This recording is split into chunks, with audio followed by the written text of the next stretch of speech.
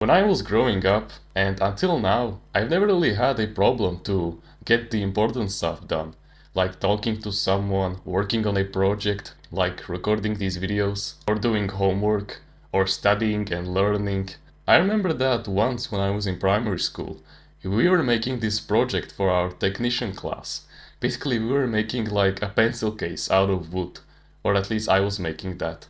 And our technician teacher wanted to know if we wanted anything from the classroom where we had our technician classes. For some reason we couldn't go there, so we just had it in our regular class. But she wanted to know if we wanted some tools from it.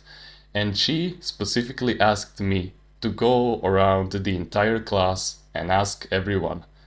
And little 13-year-old me, who was shy as fuck, you can just imagine him fixing his shirt, fixing his hair, making sure that his voice doesn't go all pitched when he tries to speak to the girls.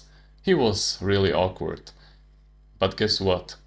He went through and he asked everyone, literally everyone, without being nervous at all. He played it so cool.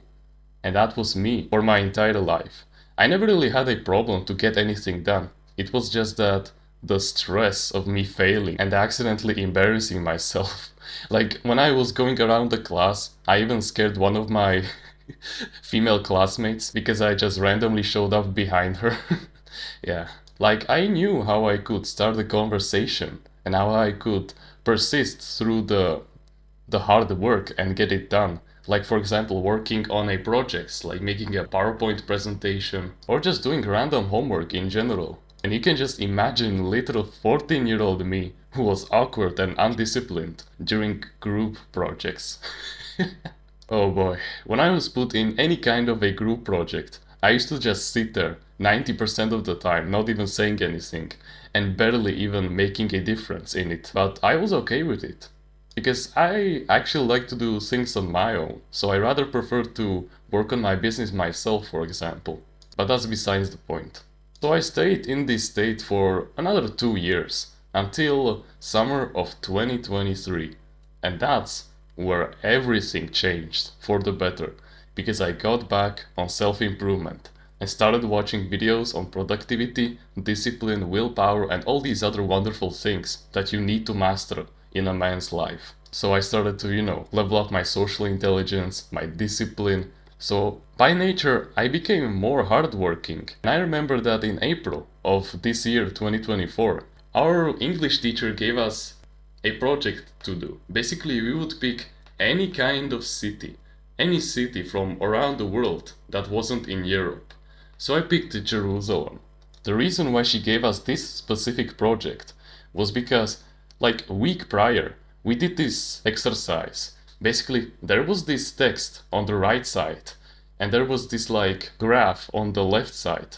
And in the graph, there were basically sentences that we needed to put into the text for it to make sense. Like for example, there was a section in traveling, and so we needed to, for example, put in the text that New York is visited by tens of millions of tourists every single year. Of course, there were other sections like transportation, food, people, you name it. And bro, I didn't want to do this project at all.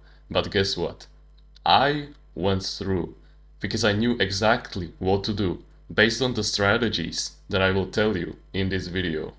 But we will get to that in a second. So basically, I finished the project and it took me like 3 hours to complete it.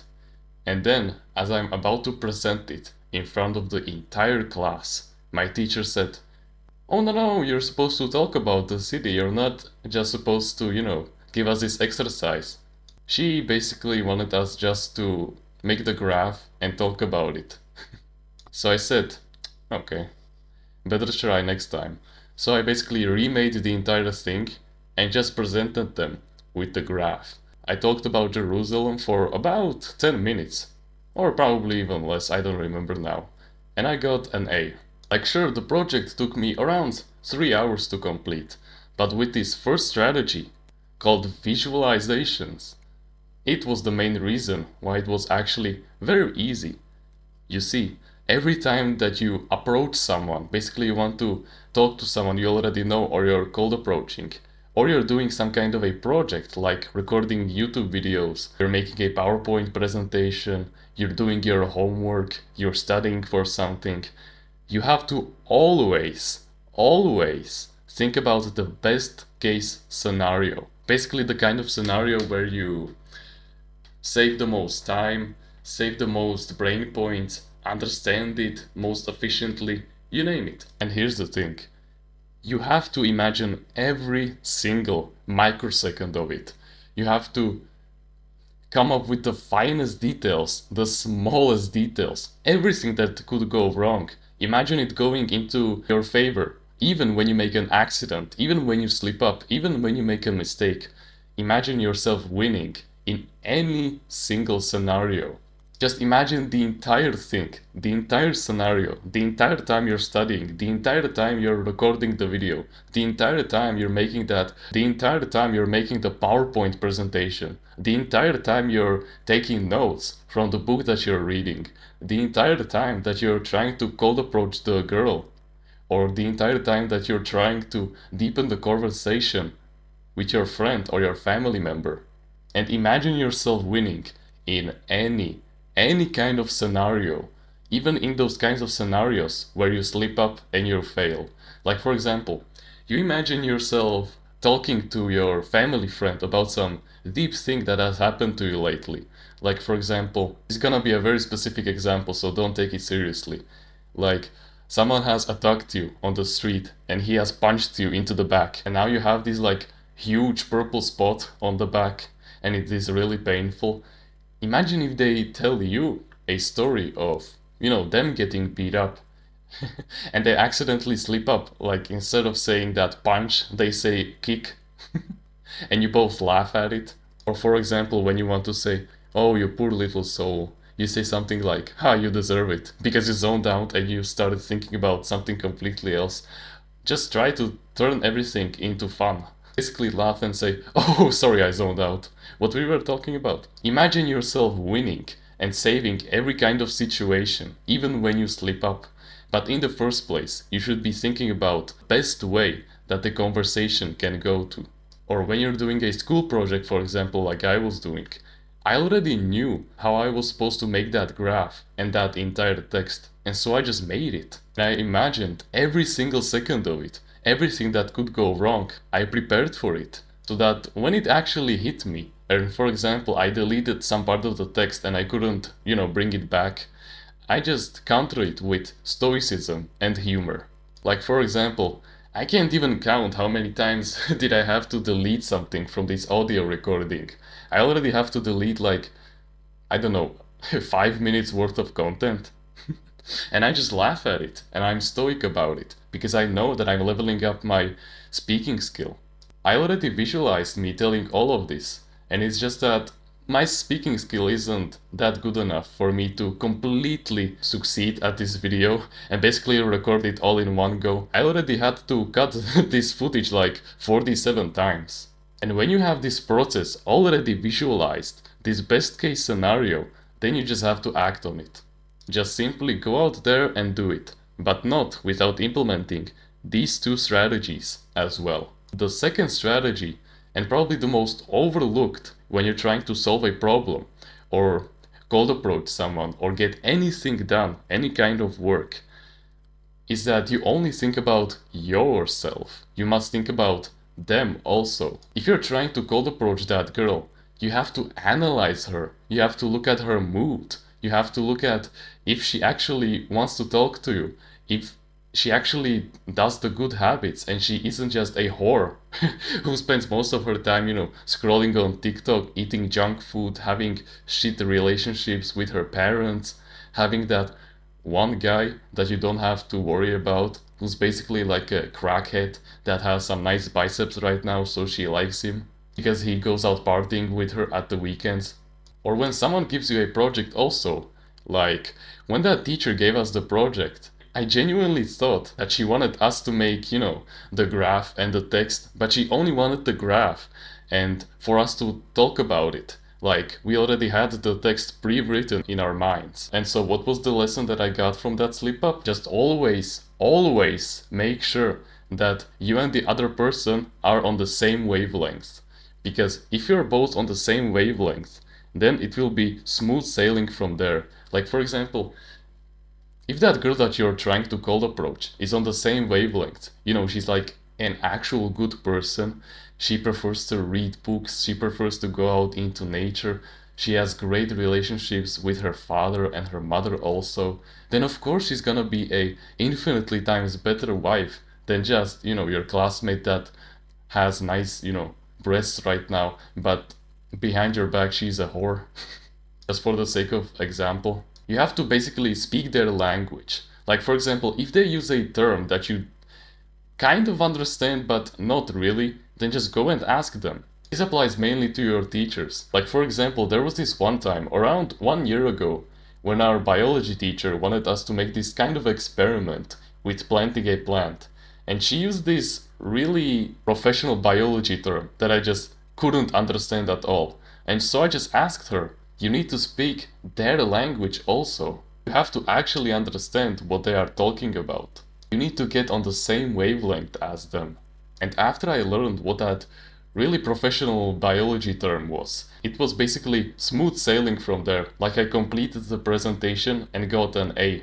Rather, if I just made the presentation without asking her in the first place, I would have done something really stupid, and probably she would have sent me to, sit back down and remake the presentation again. And finally, for the third strategy, you remember from the beginning of the video how I told you the story about how I went through our entire class asking everyone if they wanted something from our technician classroom? Yeah. The strategy that I used back then was split the task into smaller tasks. Like for example, every time that I have to do my morning routine, basically I wake up at 5 a.m. I don't feel like starting it, like exercising, meditating. It just feels so hard to start it. And so I break it down into smaller, more easier tasks. Like for example, I don't look at it as, I have this entire half an hour morning routine in front of me. No, I break it down into smaller steps. Like, can I get out of bed? Of course I can. Can I go down the stairs? Yes. Can I dress myself? Of course I can. You get what I'm saying. And that's exactly what I did with my classmates. I basically split them into groups and I prepared for each and every single group. Basically I made sure that they were in the mood to talk to me and I just asked them. Trust me, when you implement this one strategy, you will instantly get so much discipline XP every single day. Like it's just insane. I have been consistent on my morning routine for like the past 10 months just because I implemented this strategy. And these videos also. I am sometimes impressed by myself that I'm able to just sit down and record these videos for 15 minutes straight every single day. And that's because I break them down into points and then I make sub-points that I each talk about. And after around 50 minutes of recording these videos, like trimming down the audio, I find myself at around the 15-minute mark and then I realize that, oh shit, the video is already done, just like that. And so I just save the audio recording and go straight to my editing software to edit them. This strategy has to be the most powerful of the entire list, because it makes you get shit done in no time. Just break everything down into smaller steps. Like for example, if you're gonna study for your school exams, then basically break it down. Don't just say you're gonna study. No, just write about what you're going to study and then even list smaller things that you're gonna study about. Like for example, if you're going to study about the quadratic function, then list down all the other smaller steps that you're gonna study about also. Like for example, learning about the discriminant formula and learning all the characteristics about the graph. Just split everything down into smaller steps, okay? And as a bonus tip for making it this far into the video, you need to believe that you can actually do it. You have to believe that you can achieve the best case scenario. You have to believe that you'll understand them, and you have to believe that you can split it into the smaller tasks.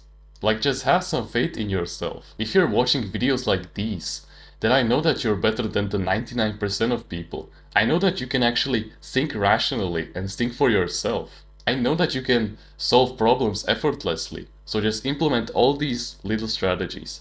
And lastly, when things don't work out, be okay. with making mistakes, because making mistakes is a natural way of how we humans learn. You know, in the education system, we've been taught by the fat, the unhealthy, the sad teachers that yelled at us all the time, who were telling us that making mistakes is a bad thing, and when you make them, you should be casted away from the society. No, every single loss is a W, because you can learn from it and take a valuable lesson from it. So even if something doesn't work out, try to journal about it and find the root cause of your mistake and your problem and why it didn't go the best way that you wanted it to go. Always remain strong, because even if it doesn't work out, it doesn't matter in the long term. What matters is the lesson that you get from it, because you get to keep the lesson for the rest of your life, and then you can share it to other people so that they don't have to make your mistakes and so that they have it easier. Okay, so remember, visualize the best case scenario, think like them, split the task into smaller tasks, believe that you can do anything and that you can get to any kind of struggle and any kind of challenge in the best way that you visualized, and be open to making mistakes. Just learn from them, okay? Move on. And no one will remember them in like 2 weeks. So what do you have to lose? Except for the lesson that you don't take advantage of, okay? Thank you so much for watching this video, and remember, no one is better at being you.